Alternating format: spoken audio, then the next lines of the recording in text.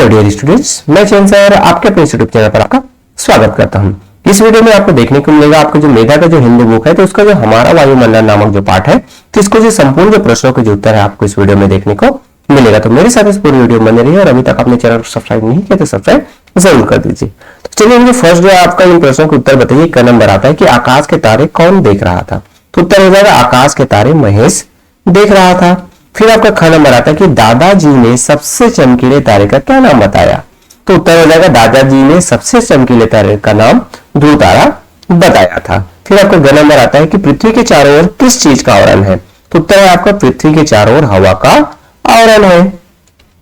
फिर इन प्रश्नों को उत्तर लिखिए। दूसरे नंबर का जो प्रश्न है तो इसका क नंबर आता है कि प्रिया की मां तारों की गिनती के बारे में क्या कहती थी, तो उत्तर हो जाएगा कि भी प्रिया की मां कहती थी कि जितने उसके सिर पर बाल हैं उतने ही आसमान में तारे हैं।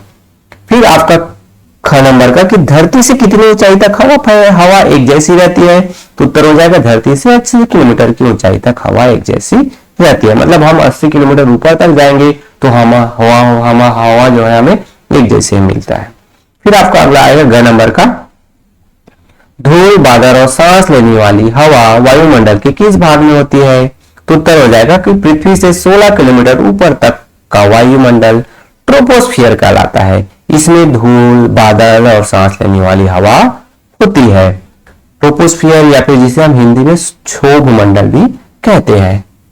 फिर आपका अगला आएगा घ नंबर का कि ओजोन गैस वायुमंडल के किस घेरे में पाई जाती है, तो उत्तर हो जाएगा 50 किलोमीटर से 85 किलोमीटर तक का घेरा मेसोस्फीयर कहलाता है। इसी घेरे में ऑक्सीजन, हीलियम और हाइड्रोजन के साथ साथ ओजोन नामक की गैस भी होती है, मतलब ओजोन नाम की गैस भी होती है। तो ये आपका घ नंबर का हुआ। फिर आपका अगला आता है ड नंबर का कि ओजोन गैस हमारी रक्षा किस प्रकार करती है, तो उत्तर आपका हो जाएगा इस गैस की परत से ऊपर यानी 85 से 130 किलोमीटर तक के घेरे को थर्मोस्फीयर कहते हैं। इस घेरे में तापमान बहुत अधिक होता है। ओजोन की परत इस तापमान को धरती पर आने नहीं देती है, जिसे हम अल्ट्रावायलेट जो रेस कहते हैं, जो हानिकारक जो रेस सूर्य से जो किरणें आती है उसे भी हमारा ये जो ओजोन गैस है वो रोकता है। 6 नंबर पर कि दादाजी ने क्या प्रण करने को कहा, उत्तर हो जाएगा दादाजी ने प्रण किया कि हम प्रदूषण नहीं फैलाएंगे, ओजोन गैस को बचाएंगे। फिर आपका अगला आता है पाठ की दुनिया में तीसरा नंबर का प्रश्न है।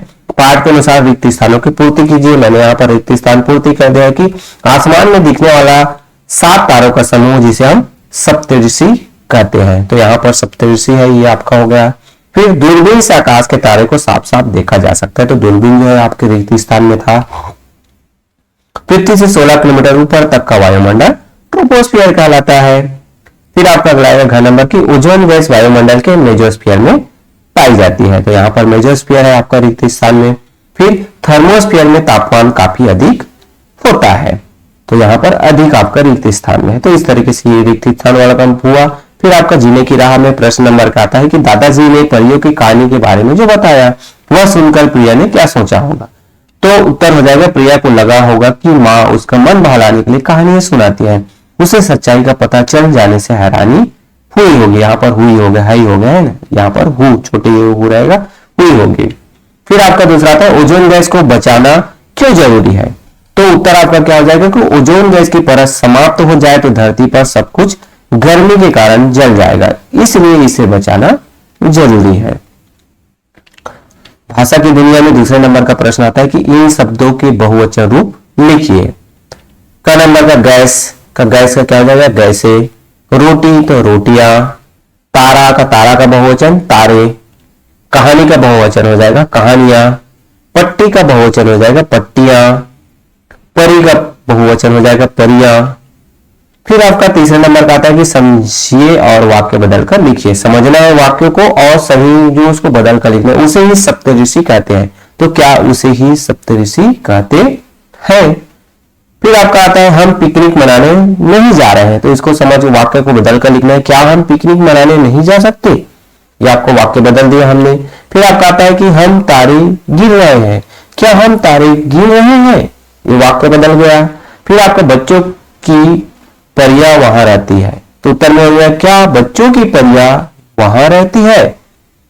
फिर आपका अगला आएगा चौथा नंबर का, इन वाक्यों में रेखांकित शब्दों का शब्दभेद लिखिए। इनका शब्दभेद लिखना है। जैसे ये कहानियां बच्चों को बहलाने के लिए होती है, तो ये क्या है, ये जो है आपका विशेषण है।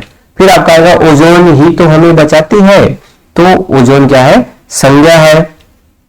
हम ओजोन गैस बचाएंगे, तो बचाएंगे यहां पर क्या हो जाएगा, क्रिया है। फिर बच्चों की परियां कहाँ रहती है, तो कहां पर क्या है, क्रिया विशेषण है यहाँ पर। फिर आपका अब सोने का समय हो गया, तो अब क्या है, ये भी क्रिया विशेषण है। फिर आपका महेश भैया मुझे भी दिखाओ ना, तो मुझे क्या है, सर्वनाम है। फिर आपका अगला जो उत्तर सही है उसके सामने सही का निशान लगाना है। यह शब्द बाल का अर्थ नहीं है, तो यहां पर गेंद, बालक, केस, तो यहाँ पर बाल का अर्थ नहीं, यहाँ पर गेम में हम कभी कभी बाल कह देते हैं ना, तो बॉल जो है इंग्लिश शब्द हो जाता है, तो यहाँ पर बाल का अर्थ नहीं है, गेंद है जो नहीं होगा। बालक, बालपन जिसे हम कहते हैं ना, तो ये बालक का बाल का अर्थ हो जाएगा। केज भी है, बाल का अर्थ है, पर गेंद आपका बाल का अर्थ नहीं है। फिर आपका हो जाएगा हम हवा भी भरकर ले जाएंगे, तो इस वाक्य में पूर्वकालिक क्रिया है, भरकर या फिर ले या फिर जाएंगे, तो यहाँ पर आपका क्या है, भरकर जो है पूर्वकालिक क्रिया है। फिर आपका अगला आता है ग नंबर का कि ये स्त्रीलिंग शब्दों के समूह से बना है। सितारा, वायुमंडल, ऊंचाई, पृथ्वी, हवा, आसमान, परी, कहानी, गैस या फिर आपका, तो ये जो है परी, कहानी और जो गैस है ये जो है स्त्रीलिंग शब्द समूह से बना हुआ है, बाकी जो दो है वो नहीं बना हुआ है।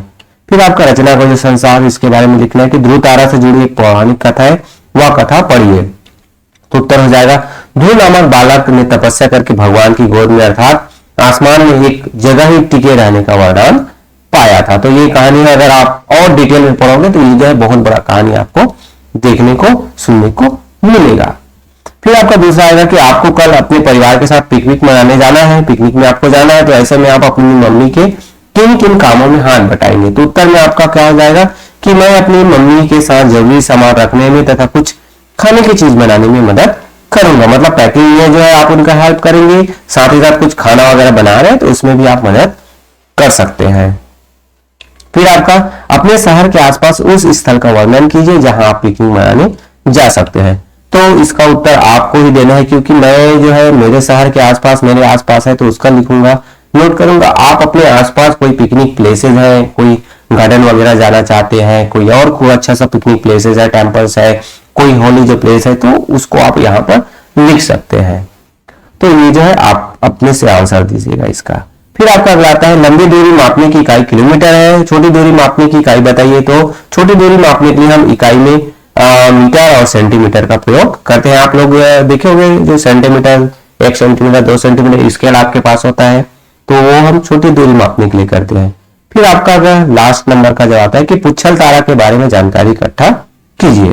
तो ये धूल, गैसों आदि से बनी पिंड होती है जो सूरज के चारों ओर हमारी पृथ्वी के समान चक्कर लगाता है। आकाश में इनका आकार झाड़ू के जैसा पूंछ लिए होता है, इसलिए इसे पुच्छल तारा कहा जाता है, साथ पूंछ लगा हुआ तारा। खेली धूमकेतु 75 वर्ष में एक बार देख पाते हैं। उम्मीद है कि हम इसे सन 2061 में देख पाएंगे। पिछले बार यह 1986 में दिखाई दिया था। तो यहाँ पर पुच्छल तारा के बारे में बहुत सारे पॉइंट्स मैंने आपको बता दिए हैं। आप चाहे तो यहाँ तक भी पूंछ लगा हुआ तारा तक भी लिख सकते हैं, जो कि आपके लिए छोटा होगा। तो इस तरीके से ये जो संपूर्ण जो अध्याय है, तो इसके जो प्रश्नों के जो उत्तर है मेरे द्वारा आपको करवा दिया गया। आशा करता हूँ यह जो है आपके लिए मददगार होगा। अगर वीडियो मददगार है तो लाइक करना ना भूलिए। अपने जो कक्षा के जो फ्रेंड है उनके साथ भी शेयर कीजिए, और अभी तक आपने चैनल को सब्सक्राइब नहीं किया तो सब्सक्राइब जरूर कर दीजिए, ताकि इसी तरीके से जो आपको मददगार वीडियो यहाँ से मिलता रहे। So okay, thank you.